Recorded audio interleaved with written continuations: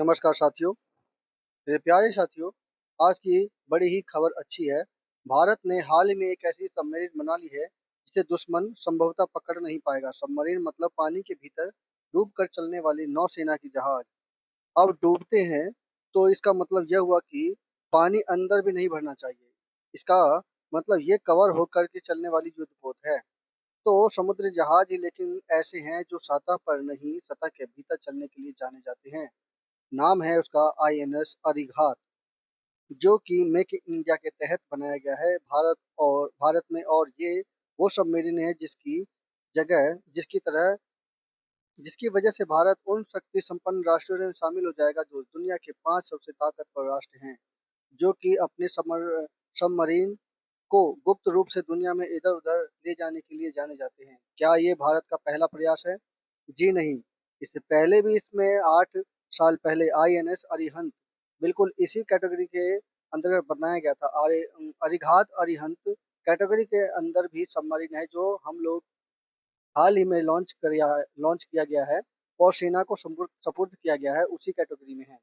ये रहा आईएएस अरिहंत का चलता फिरता जो मॉडल है। ये पानी के भीतर छुप जाएगा। आर आईएएस अरिघात जो न्यूक्लियर पावर्ड सबमरीन है, इसकी बस इसकी बस यही विशेषता इसे दुनिया के सामने पूरी तरह इनविजिबल बनाती है। मतलब वो पानी के अंदर छुप जाएगा। डिटेल में समझे तो बस सुर्खियों पर नजर डालते हैं कि इंडिया में अपनी दूसरी न्यूक्लियर सबमरीन बना ली है। दैट मीन्स कि ये सबमरीन ऐसी सबमरीन जिसे दुश्मन पता नहीं लगा पाएगा। बड़ा सवाल यह है कि दुश्मन पता कैसे लगाते हैं। दुश्मन पता लगाते हैं इसके लिए कई फिल्मों में भी आपने देखा होगा कि जैसे कोई हवाई जहाज जब उड़कर अपने एयर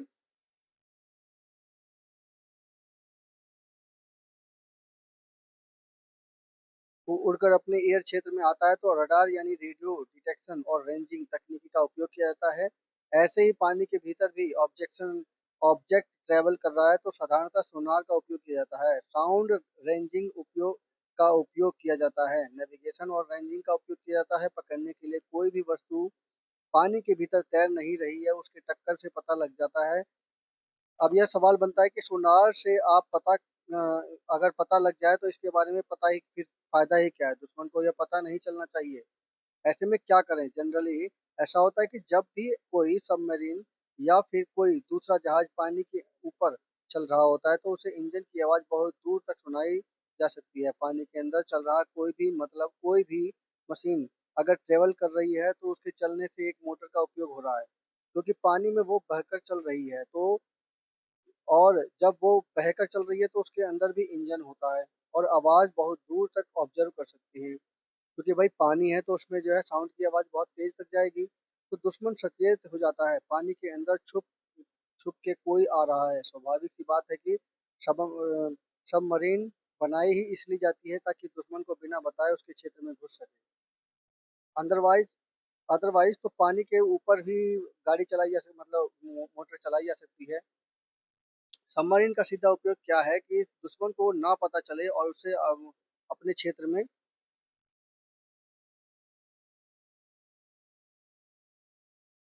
हमने अपने ऐसे सबमरीन बना ली है जो अपने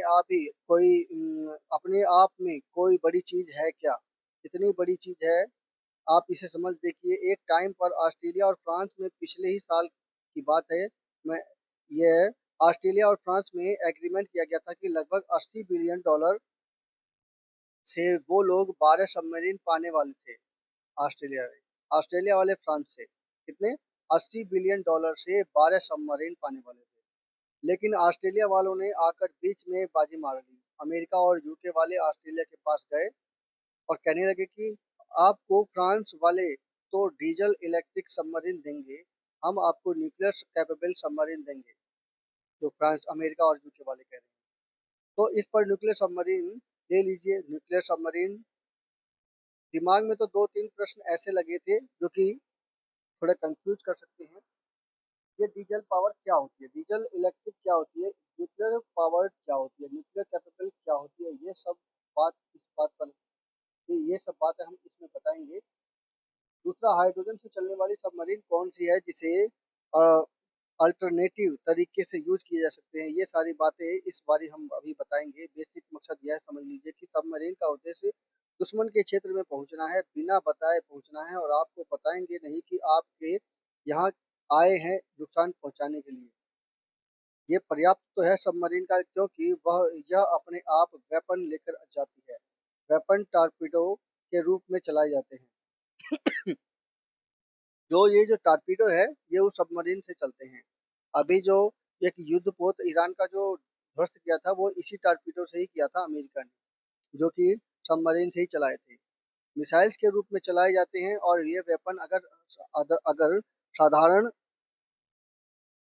आर्म एजुकेशन वाले वेपन होते हैं, अगर ये साधारण वेपन वाली है तो सबमरीन हुई। लेकिन अगर न्यूक्लियर बम फेंक दिया गया तो न्यूक्लियर कैपेबल सबमरीन हुई। न्यूक्लियर बम फेंकने के लिए मिसाइल के ऊपर यानी पेलोड के अंदर आपको न्यूक्लियर बम बस सेट करना है और वहां से फेंकना है। न्यूक्लियर बम वहां पर सेट करना है। अगर किसी देश के पास न्यूक्लियर बम है तो उसे फेंक देगा तो उसके पास से वेपन के लॉन्च करने की जगह न्यूक्लियर बम को लॉन्च करने की जगह विकसित करनी है। इसका मतलब यह है कि ये अपने मिसाइल के अंदर कैप कैप पर पेलोड के अंदर न्यूक्लियर गोल रख करके उड़ जाएगी और फेंक देगी। न्यूक्लियर कैपेबल बड़ी बात नहीं है, क्योंकि यह तो एक तरह का आर्म हुआ जो कि फेंकना है। न्यूक्लियर पावर्ड होना बड़ी बात है। जी हाँ, ये न्यूक्लियर पावर होना बड़ी बात है।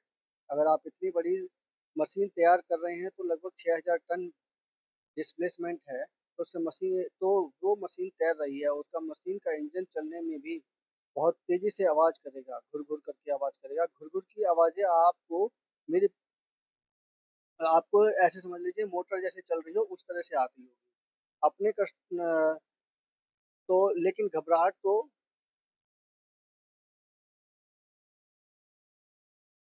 इंजन में फ्यूल जब डीजल चल रहा है तो जलने से किसी भी चीज को, अगर वो कार्बन से बनी हुई है तो उसे जलना है, और तो उसे ऑक्सीजन की जरूरत है। ऑक्सीजन जलने का तत्व माना गया है। डीजल हुआ, कोयला हुआ, पेट्रोल हुआ, हाइड्रोजन हुआ, अगर इसे जलने के लिए उसका उपयोग होता है तो ऑक्सीजन की उसकी जरूरत होती है। इसलिए जलने की प्रक्रिया को रासायनिक भाषा में ऑक्सीडेशन भी कहते हैं। और बाद में कंजप्शन के कंबस्टन के अंदर काउंट की जाती है। मतलब ऑक्सीजन से जुड़ना ही जलने की पहली प्राथमिकता क्रिया है।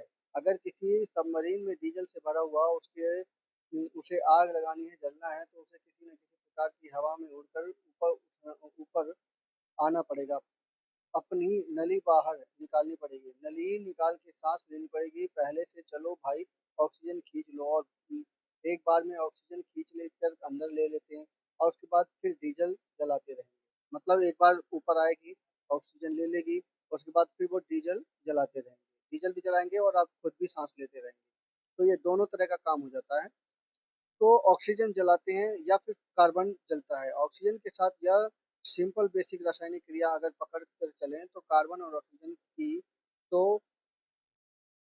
कार्बन ऑक्सीजन की अगर क्रिया होती है तो उसके बाद CO2 बनना। मतलब मैंने एक तरह का समझो कि कार्बन और एक्स एन ऑक्सीजन की बात कर रहे हैं, ये मिलकर ऐसी कोई क्रिया कर रहे हैं, तो कार्बन डाइऑक्साइड पानी की बाय प्रोडक्ट के रूप में कुछ निकल के आना जरूरी है। हाइड्रोकार्बन के ऑक्सीजन के प्रेजेंस के चलने पर कार्बन डाइऑक्साइड गैस के रूप में बाहर निकलेगी, और जब गैस बाहर निकलेगी, जैसे अपने कार बाइक मोटरसाइकिल चलते हुए देखा होगा, तो उसके पीछे की तरफ धुआं निकलता है। तो धुआं क्या है? वो डीजल और ऑक्सीजन, डीजल और ऑक्स डीजल, या आपको जो गाड़ी में डीजल है, CNG है, पेट्रोल है, वो भी जल रहा है, तो जलने के बाद धुआं निकल रहा है। धुआं निकलेगी तो भाई साहब डीजल, भले ही डीजल वाली सबमरीन आसमान मतलब पानी में उड़कर ऑक्सीजन ऑक्सीजन भर लाई हो, लेकिन ऑक्सीजन भरने के बाद भी जब वे नीचे अंदर गहराई में आ रही है तो ऑक्सीजन के साथ मिलकर वो कार्बन डाइऑक्साइड बना रही है। ये बहुत इंपॉर्टेंट बात है। वो ऑक्सीजन के साथ मिलकर कार्बन डाइऑक्साइड बना रही है, उसमें आदमी भी रहेंगे, और जो जलने की प्रक्रिया है उससे भी CO2 गैस निकलेगी। कार्बन डाइऑक्साइड छोड़ना तो पानी में ही पड़ेगा, जाहिर सी बात है। पानी में छोड़ने से फिर बुलबुले बनेंगे, और भाई अगर दूसरे के क्षेत्र में है तो बुलबुले बनेंगे तो पकड़े जाएंगे। तो यानी दुश्मन अगर बाहर जहाज लेकर घूम रहा है तो बुलबुले दूर से ही दिखाई देने लगेंगे। तो बुलबुले बनते ही जा रहे हो तो इसमें सबमरीन पकड़ा जा सकता है।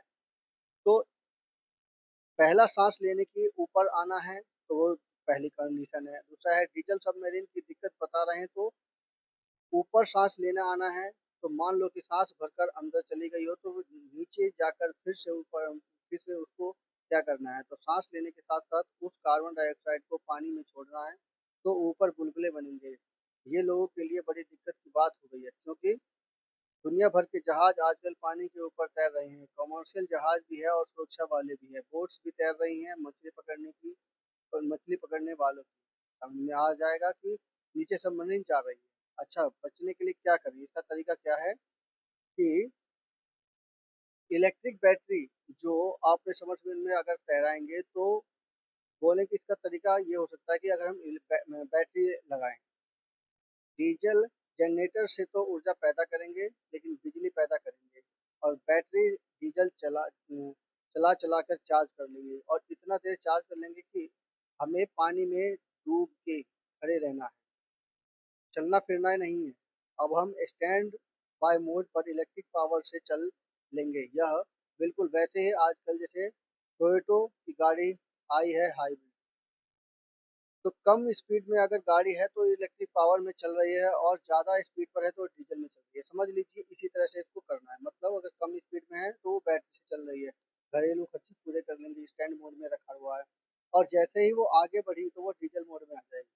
तो हाइब्रिड मॉडल विकसित कर सबमरीन में जिसे कहा जाता है कि डीजल इलेक्ट्रिक मॉडल दुनिया में सबसे ज़्यादा चर्चित मॉडल है। सबमरीन जब किसी देश के आसपास है तब तक वो डीजल से चल रही है। सबको पता चल जाएगा कि भाई सबमरीन है वहाँ खड़ी है। ये खुफिया लोग जानकारी रख लेते हैं।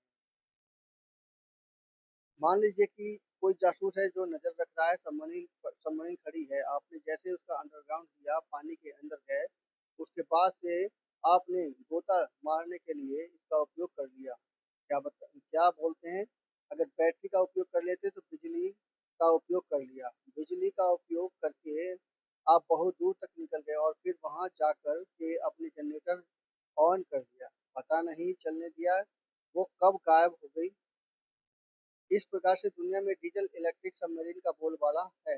अधिकांश देश यही रखते हैं। लेकिन साहब, फाइनली ये बात कहें कि डीजल है क्या, लेकिन जैसे ही आप ऑन करेंगे डीजल की घबराहट घरघराहट सामने आएगी। कंबस्टन पता चल जाएगा, दिक्कतें हो जाएंगी। फिर समाधान खोजना शुरू हुआ। समाधान करने के लिए क्या हुआ?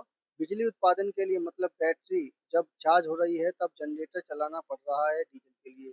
लेकिन सोचो ना, अगर ऑक्सीजन का उपयोग ही खत्म कर दें तो क्या करें? न्यूक्लियर एनर्जी से, न्यूक्लियर रिएक्टर से। ऐसे रिएक्टर बोले तो जैसे कि नाभिकीय विखंडन अभिक्रिया के माध्यम से अगर रासायनिक अभिक्रिया ऐसे कराई जाए कि न्यूक्लियर फिशन हो रहा है।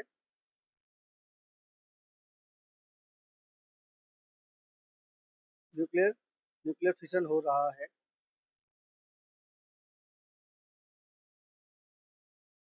और इसकी वजह से एनर्जी पैदा हो रही है। तो एनर्जी पैदा होने से बैटरियां चार्ज होते रहेंगी। रिएक्टर से अगर बिजली पैदा होती है तो रिएक्टर की खासियत क्या है? एक तो नाभिकीय अभिक्रिया आवाज नहीं करती है, न्यूक्लियर रिएक्शन आवाज नहीं करती है, नंबर एक। तो दूसरी बात यह है कि कार्बन डाइऑक्साइड नहीं छोड़ती है। ऐसे में सोने पे सुहागा यह है कि आपको सांस लेने के लिए ऊपर आना नहीं है। यानी समुद्र की गहराई में अगर आप हो तो लगे रहो। आपका रिएक्टर जब तक आपके ऊपर न्यूक्लियर फ्यूल है, फिला फिजाइल मटेरियल है, आप अंदर ही चलते रहेंगे, एनर्जी पैदा करते रहेंगे। उस एनर्जी से बैटरी चार्ज करनी है तो करो, नहीं नहीं तो डायरेक्ट बत्ती जलाते रहो।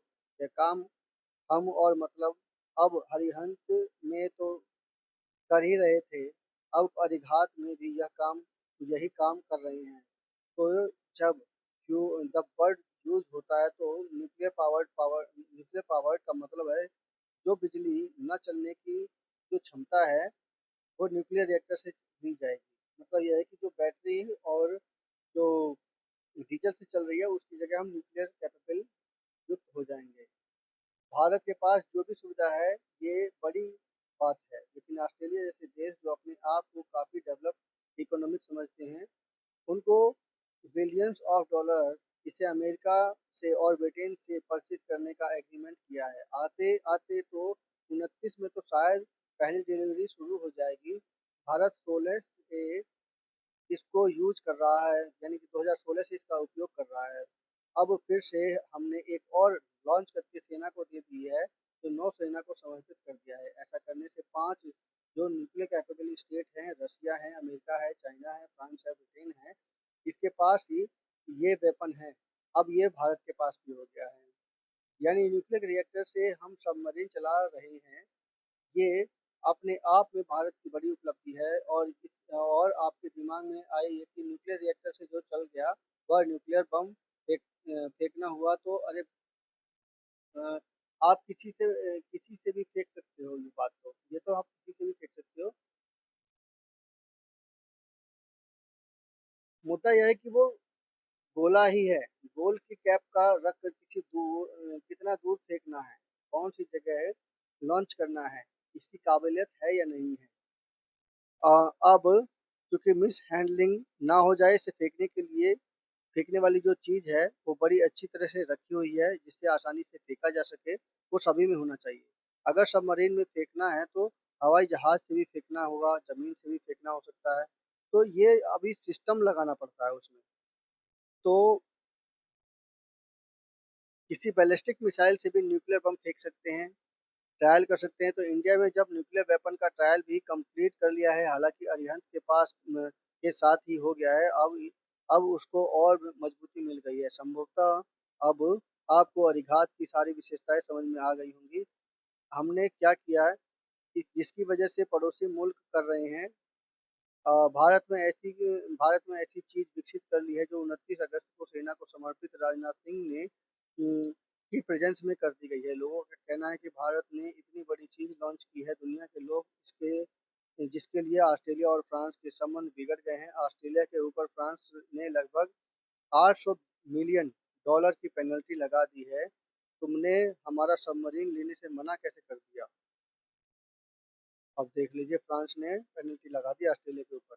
भारत ने इसका इतना सख्ती से मतलब हल्के से इनोवेशन करके इसको क्यों अंदर भेज दिया, सिक्योरिटी पर्पस से। क्योंकि हम लोग ये मानकर चलते हैं कि इसका ज़्यादा ढिढोरा पीटने का मतलब है विरोधियों को खड़ा कर लेना। अंतर्राष्ट्रीय स्तर पर हम ये कहने को चिल्लाने लग गए हैं, देखो हमने ये बना लिया है। तो फिर वो वही बात है कि इंडियन न्यूक्लियर कैपेबल स्टेट है तो राजनाथ सिंह के द्वारा इसको वो किया गया है, डिफेंस मिनिस्टर के द्वारा इसको पूरी तरह से समर्पित देश को कर दिया गया है। यह रहा और 29 तारीख का कि आईवी मतलब जो सबमरीन है भारत की, ये दूसरी सबमरीन है जो आपके लिए न्यूक्लियर कैपेबल है। आई आईएएस अरिहंत जो कि 2009 में लॉन्च की गई थी, लेकिन कमीशन 2016 में हुई थी। इसके बाद से यह अरिहंत के बाद से अरिघात आ गई है। अरिघात अरिहंत से अरिहंत के मेजर डिफरेंस केवल इतना ही है, मतलब इसमें इतना ही मेजर डिफरेंस है कि इसमें इंजीनियर्स टेक्नोलॉजी ज़्यादा उपयोग में ले ली गई है। और ये कम्प्लीटली 100% हमने नहीं बनाया है। ये मतलब इंडिया ने नहीं बनाया 100%। जो न्यूक्लियर रिएक्टर का कोर वाला पार्ट है, जहाँ पर न्यू नाभिकीय अभिक्रियाएं हो रही हैं, वो हमने रसिया से ले लिया है।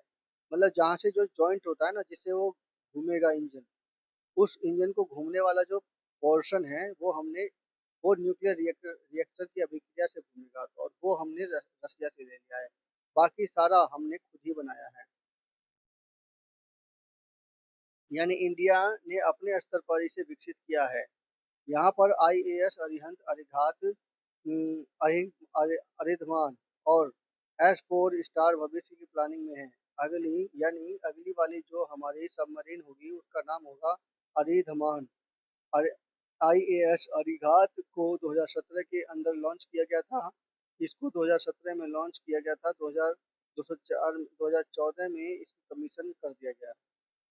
अरिहंत क्लास की सबमरीन का अर्थ ही यह होगा कि ये न्यूक्लियर कैपेबल हैं और अब हमारे पास दो न्यूक्लियर कैपेबल हैं। परंपरागत तरीके से डीजल इलेक्ट्रिक यूज भी होती है, हम उसकी जगह दूसरा सिस्टम ले जाएं। सर डीजल इलेक्ट्रिक के समझ में आ गया, लेकिन कोई देश अगर मान लीजिए कि आपके पास वो नहीं रखता है तो न्यूक्लियर कैपेबल स्टोर नहीं रख सकता है, तो डीजल से हमारे पास चलने वाली जो सबमरीन है तो इसका मतलब कि वो पकड़ में आ जाएगी। टेक्नोलॉजी के अंदर रेट्रोफिटिंग की गई है। रेट्रोफिटिंग का मतलब यह है कि आपकी गाड़ी, जैसे आपने कई बार देखा होगा कि कई गाड़ियां पहले पेट्रोल से चलती थी, अब उसके अंदर सीएनजी की किट लगा दी गई है, तो वो पेट्रोल वाली गाड़ियां अब सीएनजी के रूप में चलना शुरू हो गई है। सीएनजी ज़्यादा कॉस्ट एफिशिएंसी भी है, साथ ही पॉल्यूशन भी कम कर रही है। ऐसे में पेट्रोल से चलने वाली गाड़ियों में सीएनजी से चलते हुए आपने देखा होगा। सबमरीन में भी यह अल्टरनेटिव तरीका विकसित किया गया है। सबमरीन जो डीजल पावर्ड हुआ करती थी, उसके एयर इंडिपेंडेंट propulsion प्रणाली डाल दी गई है। आजकल एयर इंडिपेंडेंस propulsion का मतलब क्या है भाई? जैसे आप समझ लो कि डीजल जलाने के लिए ऑक्सीजन की जरूरत होती है, ऑक्सीजन के लिए सबमर्सिबल के सांस लेने के ऊपर आना पड़ेगा और वो जा करके पहले ऑक्सीजन लेकर आएगी फिर जलेगी। ऐसी व्यवस्था इस तरह से कर दी गई है कि ऑक्सीजन की जरूरत ही ना पड़े। मतलब कि ऑक्सीजन को पहले सिलेंडर से भर के निकाल लो। फिर तरीका क्या है कि हाइड्रोजन को एज ए फ्यूल यूज कर लो। तो आजकल एयर डिपेंडेंट पावर जो है ना तो इंडियन सबमरीन में लगाई जा रही है। इसमें क्या किया जा रहा है कि प्रॉपर तरीके से फ्यूल सेल जो हाइड्रोजन जनरेट और लिक्विड ऑक्सीजन को यूज कर रहा है, मतलब सांस के रूप में ऑक्सीजन लेने नहीं जाना है। ऑक्सीजन को पहले ही गैस फॉर्म के संपीड़न करके लिक्विड में बदलकर हाइड्रोजन को जलाने के लिए दिया गया है। तो के हाइड्रोजन फ्यूल सेल हाइड्रोजन के साथ में प्लस में ऑक्सीजन का लिक्विड ऑक्सीजन दोनों को मिलाकर बोले तो बढ़िया से जलाते चलो और जला करके ये चीज बना लो। तो इस प्रकार से वर्तमान में एयर इंडिपेंडेंट प्रोपल्शन टेक्नोलॉजी को रेट्रोफिटिंग के माध्यम से, यानी जो ऑलरेडी हमारे पास बनी हुई सबमरीन है, उस पर सबमरीन से भी डीजल इंजन को रिप्लेस करके इन्हें लगाया जा रहा है। तो ये तुलनात्मक से ज़्यादा सेफ है। अब डीजल इंजन के मुकाबले ये तुलनात्मक रूप से ज़्यादा सेफ है। हाइड्रोजन फ्यूल की अपनी एक लिमिट है, ऑक्सीजन लिक्विड की एक लिमिट है, यानी कुछ समय बाद उसकी कैपेसिटी यानी खत्म हो जाएगी। ऐसे में न्यूक्लियर रिएक्टर जो कि काफ़ी महंगी चीज़ है, लेकिन एफिशिएंसी बहुत अच्छी है विद्युत पैदा करने में, तो इसका उपयोग परमाणु शक्ति वाले पनडुब्बियों में ज़्यादा हो रहा है। तो कहने का मतलब ये समझिए कि अगर अब हमारे पास डीजल पावर्ड उसके पास से हमने अल्टरनेटिव मतलब एयर इंडिपेंडेंस प्रोपल्शन सिस्टम जैसे AIP कर रहे हो, और उसके ऊपर वाला जो कैटेगरी सिस्टम है दैट इज परमाणु पनडुब्बी। अब अपन मतलब ये विकसित कर लिया है और परमाणु पनडुब्बियां बहुत अच्छे से काम करने में सक्षम हैं। आने वाले समय में परमाणु पनडुब्बियां ही चलेंगे।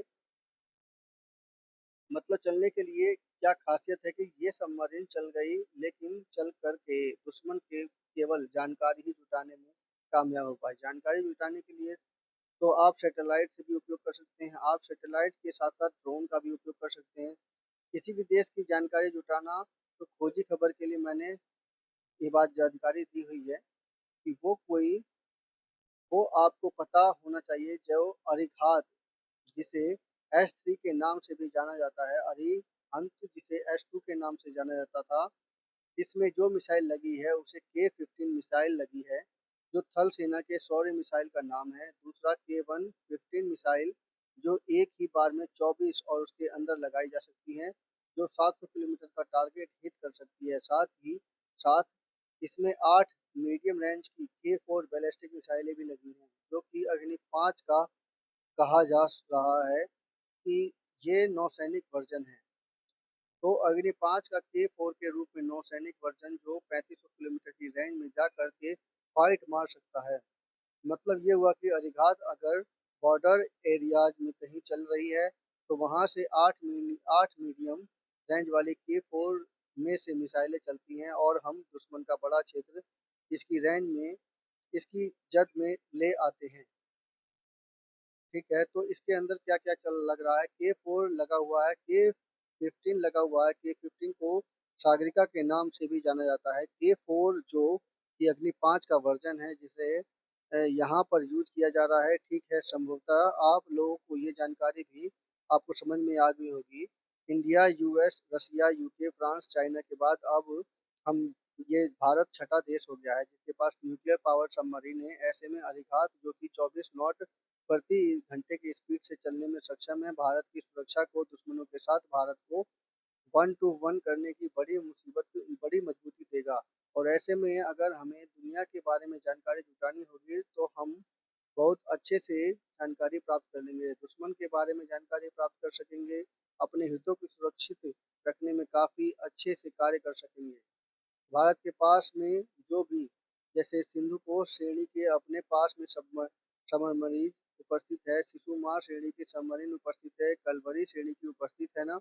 इसी प्रकार से ऑलरेडी हमारे पास और क्लासेस में भी सबमरीन उपस्थित है। कलवरी, शिशुमार और सिंधु घोष अरिहंत कैटेगरी के अंदर हम लोग जो सबमरीन यूज कर रहे हैं वो न्यूक्लियर पावर्ड हैं। बाकी जो हैं वो डीजल इलेक्ट्रिक सबमरीन है जिसके अंदर air independence propulsion system retrofit किया जा सकता है। इसमें कलवरी, शिशुमार और सिंधु घोष कैटेगरी की सबमरीन आती है। ठीक है, संभवतः आप लोगों को ये जानकारी समझ में आ गई होगी। दुनिया में कितनी कितनी सबमरीन सबके पास है, डीजल इंजन के पास है, वो ये है। रसिया के पास 64, यूएस के पास 400, रसिया के पास 65 और इसके बाद इंडिया के पास अपडेट जानकारी में 18 डीजल इलेक्ट्रिक सबमरीन बताई गई हैं। न्यूक्लियर सबमरीन की बात कहें तो यूएस के पास 72, जो कि दुनिया के सबसे पहले न्यूक्लियर पावर सबमरीन बनाने वाला देश 1960 के दौर में अराउंड 54 और 58 में जो न्यूक्लियर पावर सबमरीन ले आया था वो यूएसए था। उसके पास 72 न्यूक्लियर पावर सबमरीन है और भारत के पास जो दो न्यूक्लियर पावर सबमरीन है, ये जानकारी आपको बता देनी चाहिए। तो भारत धीरे धीरे अपने आप पोटेंशियल ही बढ़ रहा है, अपनी सुरक्षाओं की ओर पूरी तरह से सुरक्षित करने के लिए और सीमाओं को सुरक्षित करने का प्रयास कर रहा है। तो मेरी ये समीक्षा कैसी लगी कृपया कमेंट कीजिए, मेरे चैनल को सब्सक्राइब कीजिए। धन्यवाद।